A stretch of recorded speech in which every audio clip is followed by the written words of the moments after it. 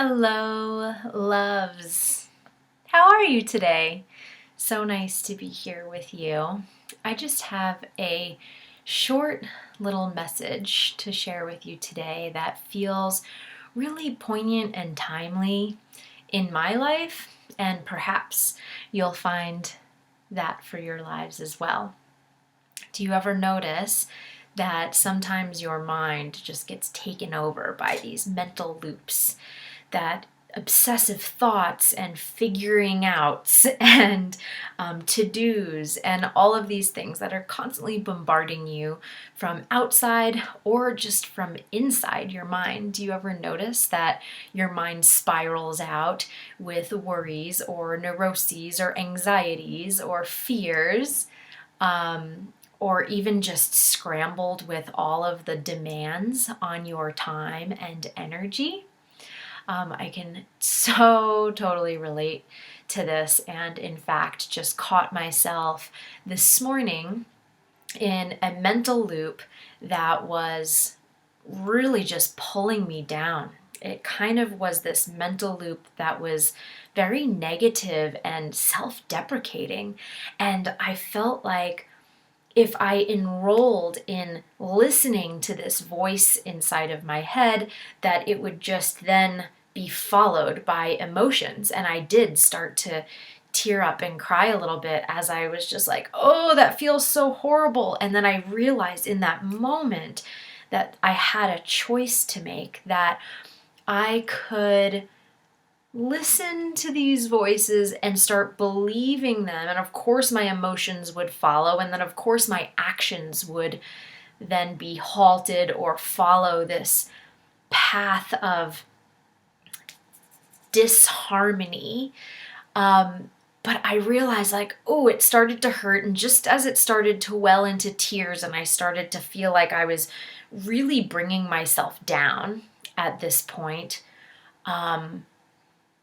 I realized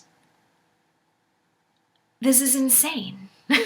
There was a part of my soul that was aware that there was this self-deprecating pattern, this level of insanity that was ensuing and that I was allowing to ensue. And as soon as you have that moment of realization, that moment of light that comes into the darkness, that moment of awakening, you can instantly, that is the sane part of you, right? The part of you that says, this is insanity. Why am I indulging in that? That is the first injection of sanity, your first connection to the light, the Holy Spirit that is like trying to support you, to pull you out of whatever negative mental loop spiral. And in that moment, there's a choice that you have to pivot. And in that moment, I chose, okay. It feels hard when you start to enroll your emotional body in that mental loop. But I just said, okay, I'm going to take my behaviors and I'm going to do something that allows me to reinforce something that just feels lighter and that feels more true. I'm going to take a deep breath, I'm going to move my body, and I actually just got up and left the room, and I changed my shirt, which doesn't seem like such a transformational, cathartic experience, but it was actually something that helped me embody more of my essence, which I put on this sparkly shirt because I wanted to feel more sparkly. I was feeling down and contracted, and I was right on the edge of this bigger breakthrough of bringing my gifts to the world in a new way and doing something out of my comfort zone. And so this is what triggered all of the mental loops of, I don't know if I'm ready for that, and this feels really hard, and my ego was fighting with me. So I realized I could engage in that fight with my ego, or I could just pivot and choose a different path. I interrupted that pattern essentially by changing my shirt. This could be anything. This could be singing or putting on a song that uplifts you and makes you dance, thinking of something funny, making yourself laugh. There's all different ways you can interrupt that pattern.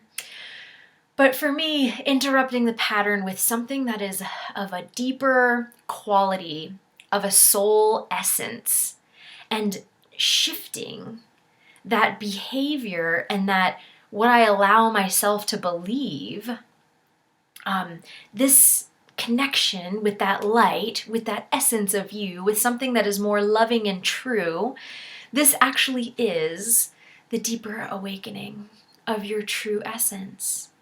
For you to remember the love and the light that you are. What is one thing that you love to do that makes you feel more connected to yourself? What is the one thing that you do maybe behind closed doors, or, maybe the thing that you're nervous to share out in public, like you only sing when you're in the shower or when you're in the car driving. But what is that thing that just makes you feel free and untethered? That is the gateway to your soul essence. Do that thing, reinforce that thing over and over. And when you find yourself in a negative spiral, access that part of you that exists, that can see the insanity of the believing the spiral. And hopefully before your emotions get involved, and even if they do, you can still pivot out of it, make that choice and come back to your essence.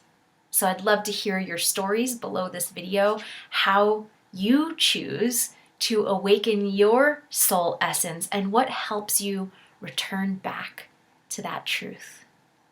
I'll see you on the next video, and I super appreciate you being here. If you want to continue on this journey with me in learning all the different strategies to awaken your soul essence, to embody a deeper truth for yourself, and to optimize your health and wholeness, please click subscribe to this YouTube channel and turn on your notifications, and also visit alicialyndiaz.com, where you can engage with me through email, and I can share even more depth of details and teachings and trainings with you. So lots of love to you, and I'll see you next time.